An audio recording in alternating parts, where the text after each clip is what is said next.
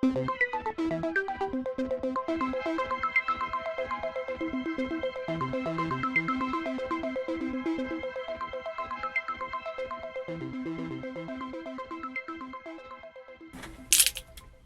my god. Hello, we are Ravings and Reviews, and welcome back to another episode. Oh, no, Jack. Should I do two? I only had No, one. no, Jack, that was a mechanical pencil.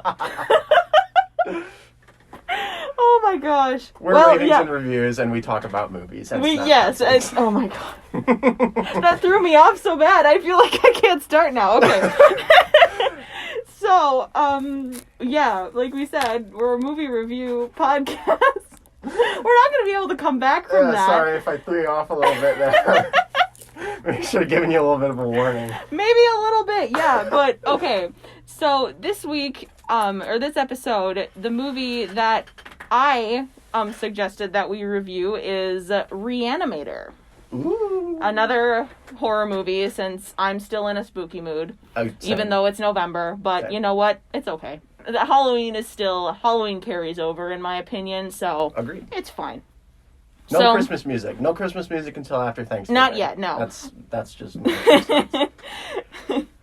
But yeah, I guess we should just jump right into it, since I don't know how we're gonna come back from that banger of an opener from Jack. It might be my best one so far. Honestly, I mean, other than like the fart noises from the last episode. Well, I really did peak in that episode. So.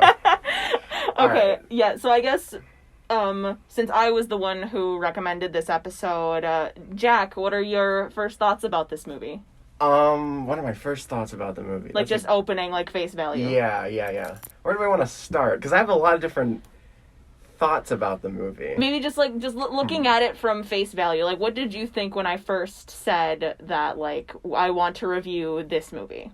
Okay, when you first said you wanted to review Re-Animator, I had heard about it, and by heard about it, I mean I'd passed by the Blu-ray in Barnes & Noble a couple times, and I thought, oh, that looks mildly interesting, and then I found myself in the situation of having to watch it, and it definitely lived up to my expectation of being interesting. I think that's a fair... Yeah, interesting, definitely. A fair adjective for the film. Mm-hmm. Yeah, this is definitely a little bit more, I would say, maybe indie than other horror movies that we've seen. Like, it's very B-list horror movie. I was gonna say, aside from Killer Clowns, this is the most B movie. I think. Yeah, it's definitely not an A-lister by any sort of means. But like, I still believe it's very good. I had seen this movie before when we recommended it, and this is one of my favorite movies, like, ever. Really? I really like this movie. It's very, very good, and I'm excited to talk about it with you. Nice, okay. So you say that this is one of your favorite movies of all time, right? Okay. When was the first time that you saw this movie? I watched this movie for the first time when I was about 16, I think. I thought you were just going to end it at 6. I was going to be a little concerned for you. No, my parents would have never done that to me. Yeah, I had watched this when I was about 16, and just really getting into horror movies for the first time. I was mostly watching some of the bigger ones, like Halloween, Nightmare on Elm Street, that yada, yada, yada. Mm-hmm. But I was really looking to get into some of the more obscure ones, and I had seen people recommend this one, and I was like, okay, sure, let's try it. And then I watched it, and afterwards I was like, whoa. Yeah. That was quite a watch. Yeah. So, in your opinion, would you say this movie's underrated? Or, like, overlooked? Overlooked, probably. I mean, underrated. I mean, it has received some very good reviews from people, and, like, not a lot of people have, like, said that it's bad, per se, but, like, I definitely believe this one is kind of a diamond in the rough, to say it like that, but... Yeah, from all the reviews I looked at online, they were, like, all glowing, really good reviews of the movie. So I've been dancing around the point here a little bit. Re-Animator, I wasn't the biggest fan of. Really? Okay. Yeah, it didn't... I don't know. We reviewed Evil Dead. Yes. And that movie, I really liked that movie a lot. That was a great one. And with this, it's kind of got a similar vibe almost. Kind Very of, like yeah. B movie, overly gory, like kind of really campy, cheesy fun. But for whatever reason, this didn't work for me as much as Evil Dead did. Okay. And I have some theories. I have some critiques that I think may explain why it didn't personally. But I Okay. suppose what did you say you like better? Would you say you like Evil Dead more or this one? Ooh. That's really hard because I like both of them. Mm-hmm. Um, gosh, I don't know if I can choose on that one. Okay. That's the it. Both of those are very very good in my mind. And No, I yeah. wouldn't really want to choose any. Would want to choose over either of them, but yeah, I guess. I mean, we should start positive though. So, do Okay, you have okay. any things that you really really liked about the movie? Yes. There were definitely elements that were very well done. Namely the gore. Yes. The gore was Yes. super over the The top makeup and very effects, fun. gore. Yep. Very much in the style of like an Evil Dead kind of super over the top. I mean ridiculous, but in a fun, like campy sort of way. Mm-hmm. We should probably talk about like what this movie is about first before we get into all of that stuff. Yeah, though. that might help. So basically, we hinted at it at the end of this or at the end of the episode where we first announced we were going to do this movie. But this movie, Re-Animator, tells the story of one Dr. Herbert West and his creation of a substance is able to bring people back from the dead. Yes. So, and it basically follows because he's a college student. Yep. He's a college student, and he's just going around to different universities and being like, I want to see your morgue, and I'm a medical student, and I want to test out my creation. He's basically just like a crazy mad scientist Basically, in like a he's a mad 20-year-old scientist. university student's body. So that was fun. I haven't seen a good like mad scientist movie in quite some time. Yeah. I mean, the only one that really comes to mind is like the most recent one that I've seen is Young Frankenstein. Yeah, I was thinking the same thing. Yeah, but that's a pretty different movie compared to Young this Frankenstein one. is a very different movie compared to this one. Yeah. But yeah, I feel like mad scientists really get kind of overlooked in the span of like of like horror movie villains. Sure. Like yeah. you know, there's like the big bad like the monstrous kind of horror movie monsters. There's like the crazy ones and all that. But I mean, there aren't a lot of mad scientists. Yeah, movies. I mean, if you asked me to name a mad scientist movie, probably the only thing I'd be able to say was Frankenstein. Yeah. And now I can add Re-Animator to that list. Yeah, now you can add Re-Animator because, yeah, Herbert West is definitely a mad scientist. Yeah, no, but you're right. It is a bit of a slept-on genre a little bit, or a little niche of the horror genre. Yeah. We should probably get into the some of the background as well. This film was directed by Stuart Gordon, directed and written by Stuart Gordon, and produced by Brian Usna, and stars the likes of Jeffrey Combs, Bruce Abbott, and Barbara Crampton. Three very, very good actors for this movie. I feel like it's their acting that really sells this movie for me. Okay, yeah. It makes it so much better and makes it so much more enjoyable to watch. It keeps you engaged as well. I have a note about this as well. Yeah. Yeah, I'll agree with that. They're really chewing the scenery, if that makes like Really, in a good way, like in the kind of campy way that is required for this kind of film. I think Dr. Herbert West is like a really like he's very good at playing his character. He's very like. Yeah, not to mention Jeffrey Combs absolutely kills it in the role. Like, yes. He does really, really good. No, yeah, that's what I mean. Yeah, he does such a great job at being this, like, super weird, like, kind of guy you don't really like. I mean, he's not really an antagonist. But he's like in the middle ground. There's a word for that, but I don't know it, so we're going to skip over it. Okay.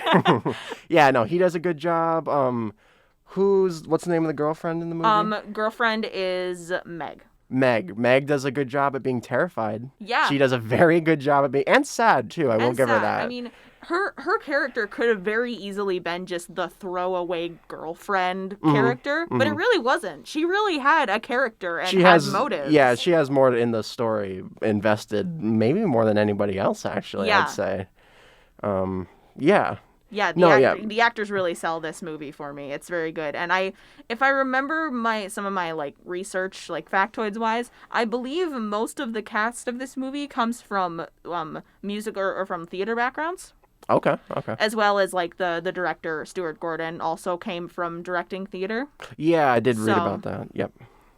Yeah, I mean, there's a lot of really, really good aspects of this movie. We already talked about some of the makeup effects. Yeah, the makeup effects are great. I appreciated the long camera takes. Yes. There were not a lot of cuts actually in the movie. Weren't. There were quite a few. The camera shots were very sustained.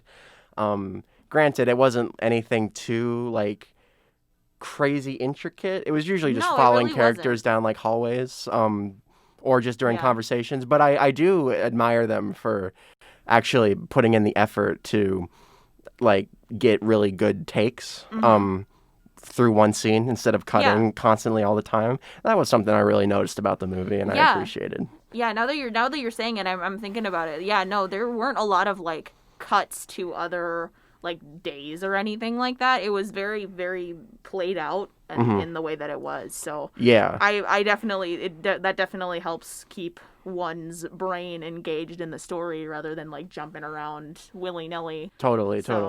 I know we disagreed on the music last time. So, what do you think of the music in this one? I like it. I liked it too. Okay, good. We're not going to disagree on this one. Good. I was like, really, yes. I really, really hope that we're not going to disagree on the music in this one because it is amazing. No, yeah, I really like the music in this. It was quite good. I especially think of the opening credits sequence. Yeah, I wanted to talk about that actually. You don't see many good opening credit sequences anymore. You don't. And this one really like sticks with you. Yeah, it's a pretty like good, memorable, visually interesting opening sequence. Yeah, and it's also for the most part very simplistic. I mean, it's basically just like a bunch of neon colored floating images of like anatomy and like anatomical diagrams and stuff. Like just with greens and pinks and purples and reds and like everything very, very glowy and neon. And I mean, it's just kind of like they're just flying across the screen, just going whichever way they want to. Yeah. But it's so cool. It is cool. I really appreciated that. I am kind of a sucker, I guess, for well done opening title sequences, I suppose. Yeah, because I mean, you're right. You don't see a lot of those that often. No, like it's I'm trying very to think rare. of like any title cards of like the movies that we've reviewed already, and I can't really think of one that stands out as much as this one. Yeah, no, I don't think so. And you can make a really memorable title sequence. Monsters Inc. comes to mind. Yeah, Monsters Inc. has a great opening title sequence. They do, yeah. Also like Monty Python and the Holy Grail. Oh, yeah. Might be one of the most iconic of all time. And then James Bond has got countless opening like little intro title card segments as well that are really good. So yeah, no, it made me smile watching a really nice title sequence. Yeah, I would like to go back to the makeup effects again because yes, the makeup effects in this movie are very, very awesome, very, very gory. Definitely. Do you think it surpasses Evil Dead with the goriness, or is it on par with that? That's a good question. It might just surpass. I don't want to give any like too like hard and fast commitment to what I'm about to say, but it might surpass Evil Dead just out of duration. I would say that too. Like definitely, there's a lot more like gore. Like with like amount wise, I would say there's a lot more gore in this one than there is in Evil Dead, just because of like how condensed the parts with the gore are in that movie. Yeah. Because like in Evil Dead, there's like a couple little bits like towards the beginning, but it's really all at the end where it all happens. And the same thing happens in this movie too, but it's also like sprinkled in a couple scenes throughout the movie. Yeah, yeah. If you're a gore hound, this will definitely keep you satisfied. Oh, absolutely. I will say, like they do get the makeup effects do get better with the sequels of this movie. How many sequels are there? 2, as far as I know. Oh. There's Bride of Re-Animator and Beyond Re-Animator. Okay. Which has the talent of Screaming Mad George behind their makeup effects. Huh. He does a really, really good job with makeup effects and all of that. Like he's also a musician and does all that good stuff. Nice. The one movie that comes to mind that he's done is Society. With yes, he did the makeup effects of that one. Okay. And he also designed the masks of the some of the masks from the band Slipknot. Oh, that's cool. So okay. yeah, he does a lot, and he's on the team for the next 2 sequels of this movie, and it really shows. Like it's really, really great. And I was surprised to find out that he wasn't on this one. Not to say that the ones for this movie were not as good or as on par with those makeup effects. Like they're still very, very good. But it's just like, wow, it really shows like having the different like cast is like, it's, I don't know. I just yeah. Another thing about the effects. And again, I'm just going to compare this to Evil Dead for comparison. I mean, did they come out around the same time? Evil Dead came out in 81. This came out in 85. Okay, so about a 4-year difference. Yeah, with Evil Dead and just how the story is paced out, you don't really get to see any gore until about a little bit, like right at the end of the first act. Yeah. In this one, it's got a cold opening, and you get to see right off the bat what is in store for later in the film. I love the cold open. Did you? Do you? Not a whole lot. Okay. I didn't like hate it. I mean, it's also like a cold open. Like it's supposed to be like, here is your main character and this is his motives. And he's literally murdered a man and is now bringing him back to life. Yeah. I will say the cold opening might have just made more questions for me than answers, if that makes sense. I don't know. I guess we'll just issue a spoiler warning now. Maybe just in issue case. the spoiler warning now, even though we're not really going to talk about anything until after we come back from our first break. Yeah, this is right at the beginning of the movie in the first 10 minutes. So it's unclear whether he actually kills his professor. That's true. But he's trying to bring him back to life through reanimation with his serum. Yes. And he ends up I guess killing him for a second time. What could you say? He overdosed. He overdosed. He overdosed on the reagent. On the that life was what juice. happened. Yeah, because when he gets up and he's like, oh, you killed him, or it's like he didn't come back. He's like, of course I gave him too high of a dose. Yeah. And then the lady is like, you killed him, and he's like, no, I gave him life. And then it's the title card segment, and you're like, whoa. But not before. But not before the professor's eyes explode with blood. Yes. And he stands up and screams with veins bulging out of his head, in bloody agony. So I really like that part. You get to kind of see. You get to kind of see a little hint of what's to come for later in the movie. Yeah. The directors were really trying to push the envelope as far as they could with this movie, with rating wise. Like they were trying to make it as raunchy, as gory as possible. I believe that. Yeah, I believe that. If I may read the tagline that they used for marketing of this movie, because I believe it sets the mood. I think I know what it is, but go ahead. Herbert West has a very good head on his shoulders and another in a dish on his desk. Yeah. Which that is a really good tagline. It really is. It's genius, and that will make more sense as we get into the plot part of the movie. But yeah, it definitely sets the tone of how it's very dark comedy, I would say. Yeah, I'd say so.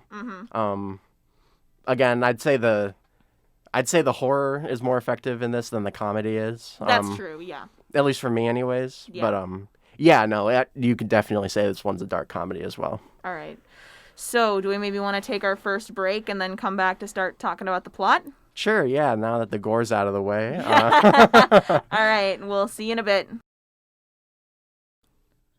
All right, we're back. We are back. And it's time to get into the plot, which I've been really excited for because I have a lot of notes about this. Oh, all right. Well, I mean, just more of scenes that I really, really liked. Sure, no, yeah. But, yeah, I mean, do you want to start with anything you found stand out? Because, I mean, I've seen this movie well before you have, so...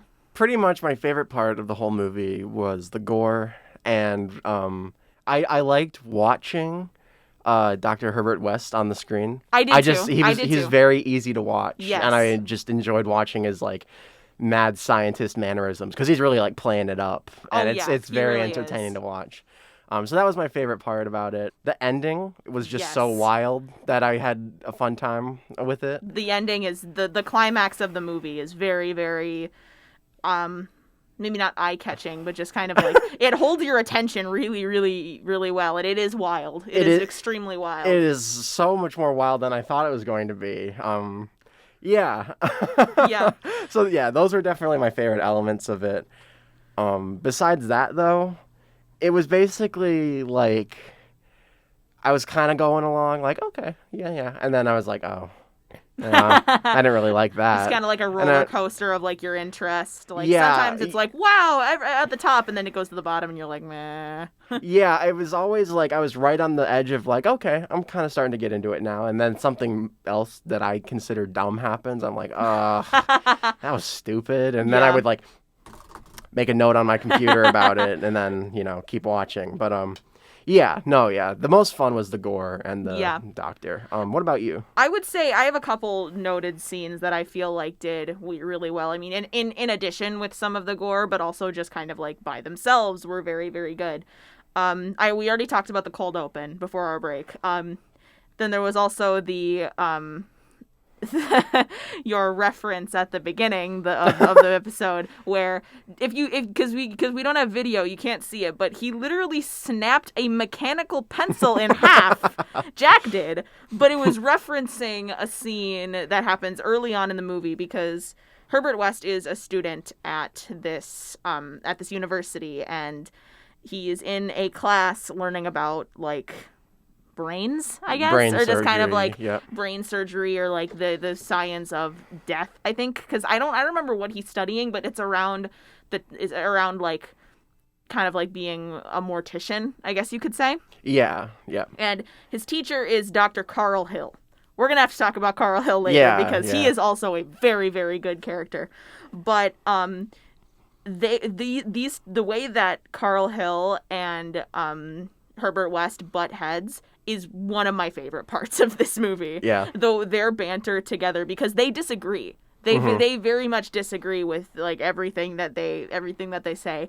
Most specifically, I think it is like the time of like how long before a body like dies that it becomes brain dead. Yeah. Yep. Like they both agree that it's different times, and it's funny because this scene, as Herbert West is just sitting in class, and as Dr. Hill is talking, and he's mentioning like the things that they disagree with, he's snapping pencils in half. Yeah. Not mechanical ones like this madman did over here, but just like he has like 6, and he's just sitting there like snapping pencils. Yeah. And I'm every time Dr. Hill says something that he doesn't agree with, he'll just snap another pencil in half. It's like, yeah. It's and that scene ends as like at the end of class. Carl Hill comes up to him and says, "I suggest you buy a pen." Yeah. It's really, really good. Mm-hmm. Then there's also the more inciting incident of the start of everything that happens in the movie, which is, Dr. Herbert West needs a place to stay and needs a place to kind of experiment because he's a mad scientist and he needs a place to experiment. Mm-hmm. And he decides to go to, he finds an ad for someone who's renting out a room, and that person happens to be Dan Kane, another good student at the university, very good, and engaged to the daughter of the school dean, who is Meg, which we talked about earlier a little bit. Yeah. And I'd say Kane is probably the main character of the film. Yes, I would say Kane is one of the protagonists. You could consider Herbert West a protagonist, kind of. I mean, he's still a main character, maybe not the protagonist, but he's still a big character. I'd say we see most of the movie through Kane's point of view, at least for maybe the first half. The last half is probably through Dr. Hill's point of view. Probably, yeah. I would say, I would agree with that. But basically, Dr. Herbert West plans to basically infiltrate Dan's house and like just stay as his roommate, but use Dan's basement for his mad scientist needs. Yeah. And one thing that happens is that his poor cat, Rufus. Yeah, Rufus. Dan's poor cat, Rufus, becomes a victim of Dr. Hill's antics when it's very ambiguous whether because the cat dies It's sad. The cat dies. Yeah. But we're unsure if it was Herbert West who did it, or if the cat just died naturally. And I he just was straight just up like, think, huh? I don't even think it was that ambiguous. I think Herbert West just straight up murdered the cat. That's one of the things I wrote in my notes. Herbert West's excuse, like, the girlfriend finds this cat with the fridge door hanging open conveniently. And, you know, her and her boyfriend are rightfully upset. And then Herbert's like, oh, well, I was going to tell you, but I was doing work. And, you know. What would the note say? Cat dead, details later? Yeah, yeah. And then, that is my favorite quote from this movie. Yeah. And then he's just like, oh, yeah, well, the cat knocked over the garbage and got his head stuck in a jar. And then he suffocated and died. And so I just put him in the fridge here to preserve him for you. Like, I wrote down in the notes, like, the cat knocked the trash over and got his head stuck in a jar? Question mark, question mark, question mark, lol. And then he fell down the stairs and snapped his neck. Yeah, then, he just keeps going. You're like, come on, Herbie. Come on, Herbie. But what then Herbert decides to do is test out his reagent on the cat. And the cat does not take it well, and then this movie turns into Pet Sematary for a little bit. Yeah. Like, the cat comes back to life, and it is feral. Mm-hmm. And it's running around the basement. And this was another scene that I wanted to talk about, like, with the technical aspects. Mm-hmm. When Dan and Herbert are down in the basement hunting for this cat with a baseball bat, the only lighting is a swinging basement light. Yeah, and that's really cool. I will say that was a creative use of lighting to give it a little bit more of a different, like, more tension building atmosphere. You only get lights at a certain amount of times, so that was creative in the way they implemented that. But I'm gonna be real with you, that cat scene was far more comical to me than even remotely scary. Yes, it was very comical because they didn't use a real cat. Yeah, which is admirable because I would not want to use a real cat. He had like a stuffed animal taped onto his back with cat sound when he's running. Oh, get it off me! Get it off me! And it's like just a completely inanimate object on his back. It's really funny. It is really funny. It does come off as more funny than dramatic. I do agree with that. Yeah. But also, like, that cat is, like, monstrous. And it is a puppet. You can see that it's a puppet, especially when Dan just, like, chucks it at a wall. Yeah. And then not only does, like, after they kill it and after they just, like, they put it down after it's been reanimated, they decide to reanimate it again, or they, like Herbert does, just for the sake of an example. And then it's just, like, flopping around on the desk with a broken back, and you're sitting there just watching this poor cat. Yeah. It's like, let it die already. Well, and it's like, it looked like a sock puppet hand in the middle of just, like, a bunch of, like, guts and fur. Don't expect it to tango. It has a broken back. Yeah. No, yeah, I can't say the only thing I liked about that scene was mostly just the light, the swinging light. Yeah. And I suppose the gore cat was kind of fun to look at. Yeah. But no, yeah, I couldn't take it as seriously as I think the movie was wanting me to. Mm-hmm. We need to talk about Carl Hill, though, the doctor. Oh, man. Okay. He's a good... I can't say he's a good character. If there is a main antagonist, like that I can clearly say is an antagonist, it's Carl Hill. Yeah. He is the bad guy of the movie. Mm-hmm. But I mean, I don't know. I mean, I'm trying to find the word to describe Herbert West, because he's not a hero, but he's also not a villain. So you're kind of like, where do you fall, sir? Like vigilante? I'm not sure. I don't know what you're doing. Yeah, he's a mad scientist cliche. He's not doing it out of evil. He's like, oh, I'm progressing science, and then there's the moral or boundaries of, oh, what's ethical to do in the name of science, and Herbert West is just blatantly killing animals, people, and well, he's not killing people. He's just finding people who are dead. Okay. He's finding dead people and squirting green liquid into their brain cavities. Not that I'm excusing anything that Herbert West is doing.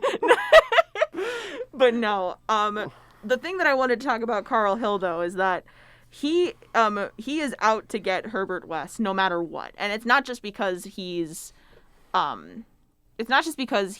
like Not just because, like, they disagree. Yeah, it's not because Herbert West came into class and literally just started, just, bashing him and his whole, annoyed. career within the first 2 seconds.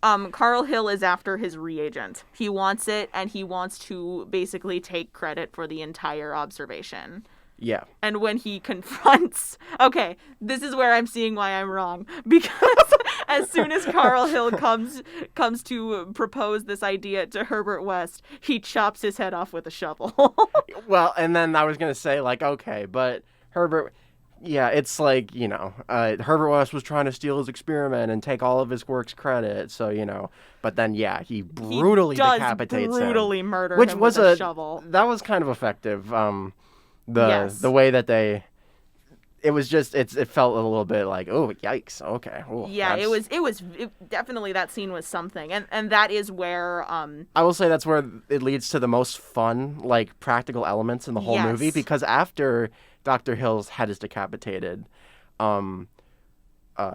West injects serum into the decapitated head and the body with no head, and then both of them come to life, and then both of them are animated, and then they become the ultimate bad guy of the movie. So this body with a stump neck is carrying around Dr. Hill's head, just in a tin tray. Yeah, that's where the tagline of the movie comes from, with another in a tray on his desk. Yeah, because Dr. Hill basically comes back as just a severed head and a body.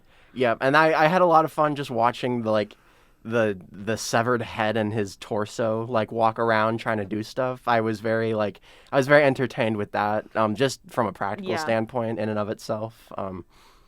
So I had a lot of fun after that part happened. And not to mention that Carl Hill is a very big creep, especially towards Dan's girlfriend, Meg. We have got to stop recommending movies with so much abuse towards women. Yeah, we really do. That is terrible. We're not doing it consciously. It just it's just a coincidence, but it's a very unfortunate one because I'm not enjoying any of it. Yeah, no, I realized it afterwards. I'm like, damn, I forgot that scene existed. Yeah. All right. No, it's good. It's good. But and we forgot to talk about the dean character as well, who is also a big character. He is the one, he is Meg's father and really takes a liking to Dan and Herbert a small bit. Mm-hmm. But as soon as Dan figures out that Herbert's doing experiments in his basement, he just completely up and just snitches everything to the dean, and the dean doesn't believe him. Yeah, the dean just straight up doesn't believe him, but he doesn't believe him, but he still expels Herbert West.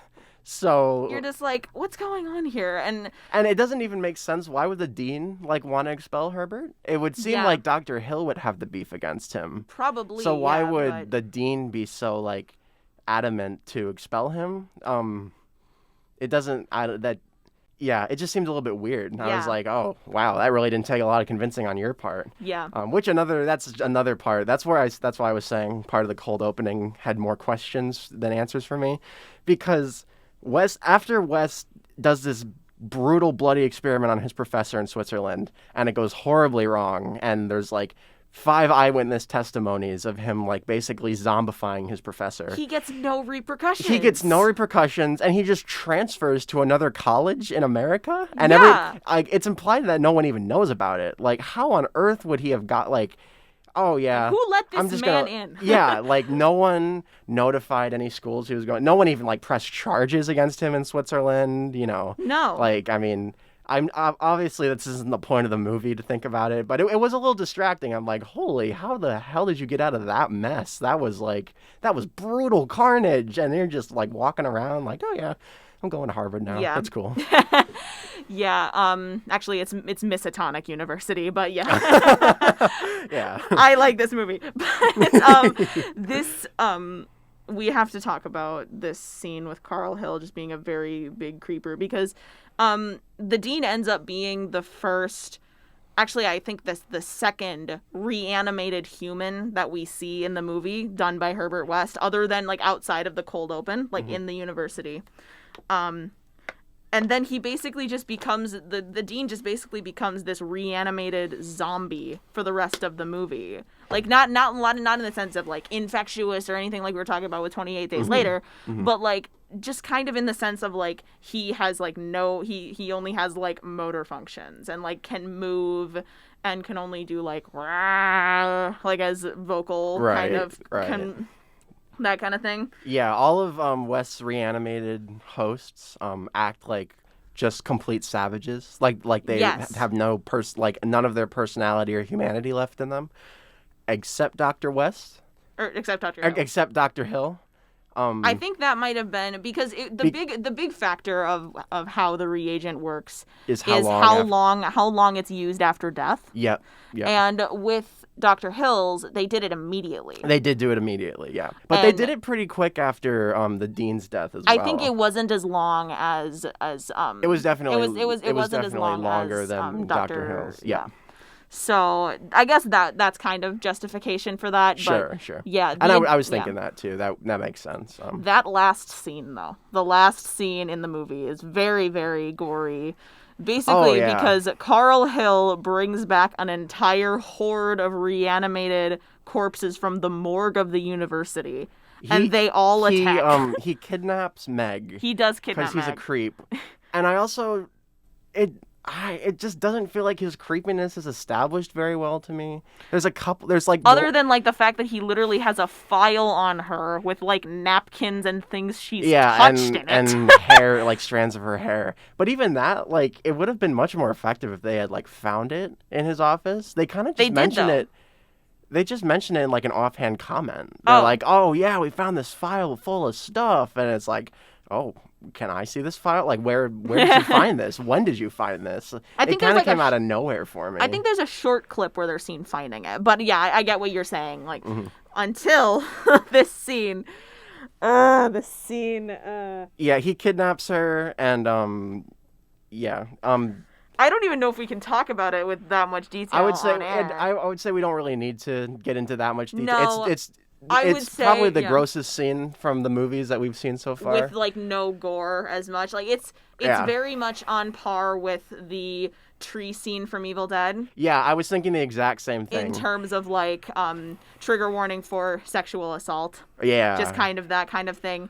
We're not going to talk about it because icky. It feels so, like, weirdly exploitative. It's called okay, this is what I've seen it justified as. They call it a visual pun.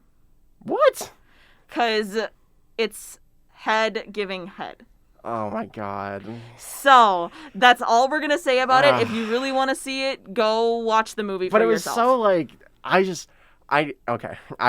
I need to go off on just like a 1 minute tangent. Okay, just 1 really minute. Quick. Okay. There are scenes like this in Evil Dead and Re-Animator where there's these gross, perverse, like, sexual scenes going on. It really feels gross and exploitative, and I'm the last person to say, like, oh, we need to, like, censor movies, that's bad. I mean, I'm not even saying to take it out. I'm just saying, like, it doesn't feel necessary. It doesn't add anything. It feels cheap. It feels like a cheap way of being like, oh yeah, this is really icky, isn't it? Look at how messed up our movie is in these kind of films. And then to juxtapose that in an example, I actually like it, which sounds weird to say, not where I like it, but where I think it works is like 28 Days Later, because it's making a comment about something. It's kind of commenting about like how far human beings are willing to go to, get the things they want in like a survival, like socially deconstruction, like environment. Yeah. That was a weird sentence, but it's making a comment about like humanity and how messed up we actually are. And it's drawing comparisons between the zombies outside and the horrors inside. Yeah. But this just feels gross and it's very gross. Unnecessary. Yeah. So, I mean, it might have gone a little too far with that detail, but I mean, I said it before. Like the directors wanted to push the movie like as far as they could possibly go, and it was actually this movie was released unrated. Was it? Yeah, it was. Oh. It was originally released unrated, and I don't know what it's rated at now, but I'm sure it's just an R. Probably just an R, yeah. But yeah, I mean, I feel like we've kind of talked enough about the plot. Do we maybe want to take our last break and come back and do some trivia? Sure, yeah, let's do that. All right. See you in a bit. All right, we are back. And it is time for some trivia. All righty. Lauren, let's see how well you know your favorite movie. One of your favorite movies. You panicked me. I was like, what are you doing? All right. Do you want to go first or me? Yes, I will take the first one. All right. Lauren, this is a specifically tailored quick round for you to see some trivia and about your knowledge of the movie. All right. No. Question number 1. What is the name of the medical school Wes transfers to? Miskatonic University. Correct. What year of medical school are Herbert and Dan in? Oh, no. I would have to say maybe second years? Is that your final answer? Final answer? Third year. Third year. They're in their third year. What is Dan's last name? Kane. Yes. How does Wes kill Dr. Hill? He decapitates him with a shovel. And what is Kane's cat's name? Rufus. There we go. Hey! How many was that? Like 4 out of 5? 4 out of 5. 4 out of 5. Nice. Okay. Cool. So I'll read a couple of mine since we kind of did a couple quick ones for you. But who was the original choice to play Dr. Hill? Oh, boy. 85. Tom Holland? No. It was Christopher Lee. Oh, okay. Christopher Lee. That would have been fun to watch. That would have been cool. Christopher Lee actually turned it down. Did he? Yeah. Oh, interesting. That would have been fun, though, yeah. Do you have any more questions other than the speed round? Or do you... No, yeah, I've got a few more after the speed round. How many gallons of blood were used in this film? Ooh. Fake blood. That a lot. I'm gonna have to say maybe like 10 gallons. 24 gallons 24 of fake blood were used in this film. Woo! That's why I want to say it's more gory than Evil Dead. That makes sense. It is so out there. It's very out there. So, okay. What is the reagent made out of? Like the liquid. Glow sticks. It is, yes. Glow stick liquid. It is green glow stick juice. But for a bonus point, how many glow sticks did they use? In total over the whole film? Oh, boy. There's a lot of reagent liquid in the movie. 300. According to Jeffrey Combs, the tally is over 900. Wow. Oh, my. I mean, So possibly 1,000 green glow sticks were sacrificed for the sake of this movie. Yeah. The liquid looks very, like, visually interesting. Yeah, it's like, holy. You would think it would be, like, digitally altered to be more glowy, but no, it's just glow stick juice. Yeah, it's very simple, but it's effective. It legitimately glows when it's in the syringes and stuff. Yeah. And it's very yellow. All right. Green.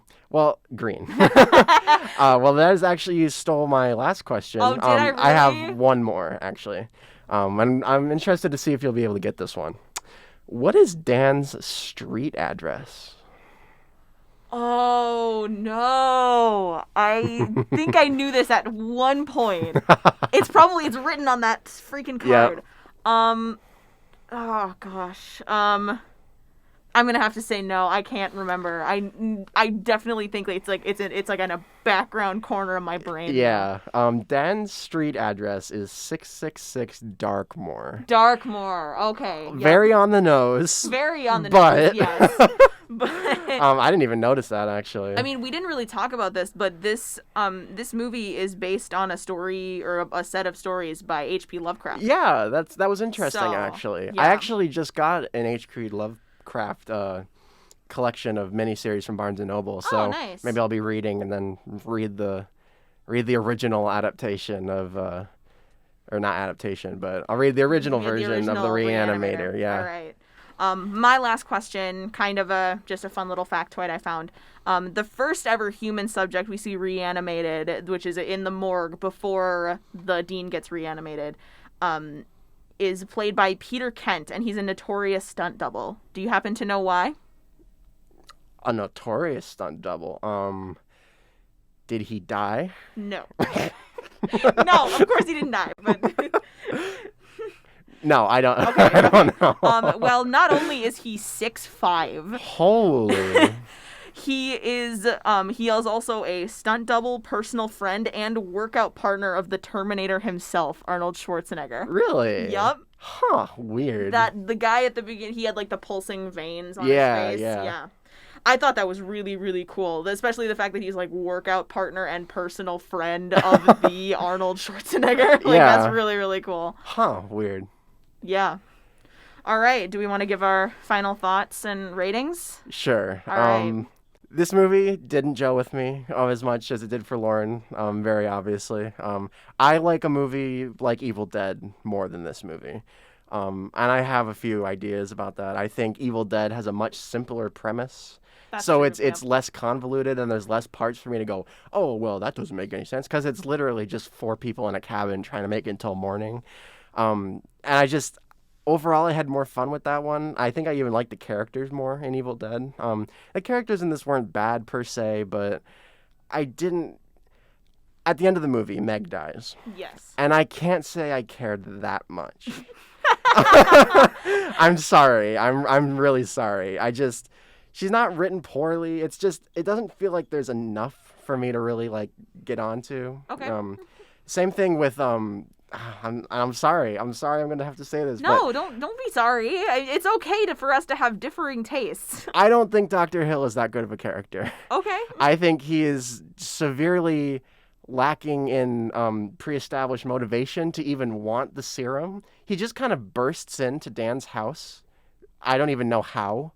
He just bursts in and says, "You're going to give me the serum or else I'm going to, I don't even know what the expression is, blow the roof off of your whole experiment that you did on a corpse in the morgue, and now I'm going to take your experiment." Mwahaha. And then there's like an offhand comment about him having like weird, creepy pedo files of this girl from his class. It didn't work for me, character-wise. I even feel like just the plot in and of itself, I didn't really know where it was going. It just kind of felt like things happened. I didn't really feel like, okay, so it's going to be about this guy living in his house and doing weird experiment. Oh, no. Oh, okay. Well, they're in the morgue. Okay. So it's going to be about the consequences of this. Oh, no. Okay. Nope. Now they got the dad of the girlfriend. Okay. So it's going to be about them trying to fix. Oh, no. Now it just keeps going and it just keeps going. I mean, you have to give Dr. Hill's actor some credit. His wife divorced him after this movie aired. Really? Because of the scene with Meg. Oh. At least that's what I read on IMDb. Do not quote me on that if it isn't true, but that's what I read on IMDb. Huh. He does seem to have fun playing the character. Yeah. Unfortunately, he passed away in 1991, so rest in peace, David Gale, the actor who played Carl Hill. But yeah. What's your rating? I'm going to give it a 5 out of 10. Okay. The gore was very fun. The movie doesn't linger too long. It moves along fairly quickly. And Dr. West was interesting enough to watch on screen. But yeah, overall, probably a 5 out of 10 for me. Okay. I'm going to differ from that a lot. Sure, yeah, no. Just from the fact that I don't know, it might be because I have a nostalgia filter on this movie, but also just the fact that, like, I enjoy watching these characters on screen and, like, watching them go through this plot that may not make sense all of the time, but sometimes it doesn't even really have to make sense all the time. You just kind of assume that it's fact, no matter what. Mm-hmm. I thought that Dr. Hill, or not Dr. Hill, Dr. West is a very, very good character. I feel like Jeffrey Combs plays him fabulously. And then Dan and Meg are also very great characters within themselves. I just really like mad scientists. Like, mad scientists are really, really cool. So I'm going to give this an 8 out of 10. Okay, nice. All right, so Jack, would you like to share with me the movie you have lined up for next week before we have to For next week, my last scary movie recommendation for a little bit. We're going to be getting into the Christmas season. It'll probably be a few more weeks before I, delve back into anything too horrific again. So something we talked about off air a little while ago was we talk about a lot of good movies. We are constantly praising all these movies that we watch because they're really good. We have recommended some great movies on this show so far. I'm going to recommend a film that I'm not so fond of. Okay. I am interested to see what you will think of it. Okay. It's a movie called Tusk. Tusk. Okay. Yes. It's on Netflix, so you can watch it there. Thank you. if any of you listening are going to watch it, look up what it's about first, and then if you think that it's too much, don't watch it, because I assure you... I don't get the buffer? You don't get the buffer. Nah, you're going in blind. It's fine. Yeah. Well, I mean, you can look it up, but I'm... If it's too much, send me a text saying, Jack, I can't do this. Like, what on earth is this? I mean, you didn't send me that for this movie, so I guess I might as well. I wouldn't try No, that with yeah, you, yeah. but yeah. No, yeah, it's a movie called Tusk. Tusk, okay. So stay tuned for next Monday where we will review Tusk, but also stay tuned for this Friday where Caitlin will be back on and we will be reviewing the second Star Wars prequel, Attack of the Clones. Yes. That one's going to be fun. So, all right, we're going to clear out of here and have a good night, everybody. Yep, see you guys later.